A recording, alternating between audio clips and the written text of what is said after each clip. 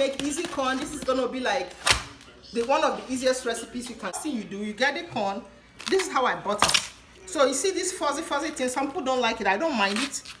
I don't mind it, but some people like it. It's like, yeah, I want it out. So just get it out. Okay? Just use your hand and get it out. It's so easy. Then leave this on it because this keeps the corn really moist, and people can hold it when they are eating the corn. So they can hold it and eat the corn. Something easy to do that is not complicated for new cooks, okay? So that's what we're doing. It's still very fun for summer.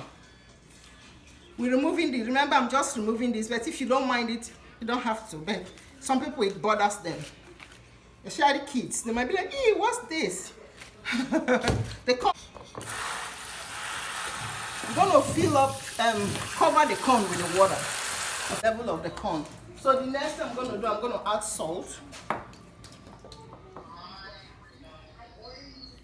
I'll say this is like 1 teaspoon of salt, just on that. That's half a pot of water and corn.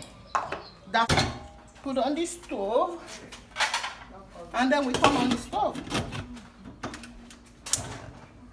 Okay, we're gonna let it boil. It's gonna take only 20 minutes, and the corn it's been 20 minutes now. The corn is ready, as you can see.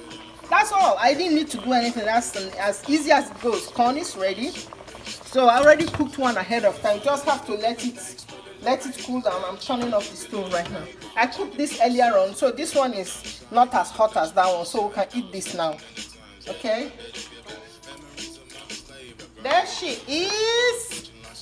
I think I need butter on my corn. This is butter. I just some butter on it.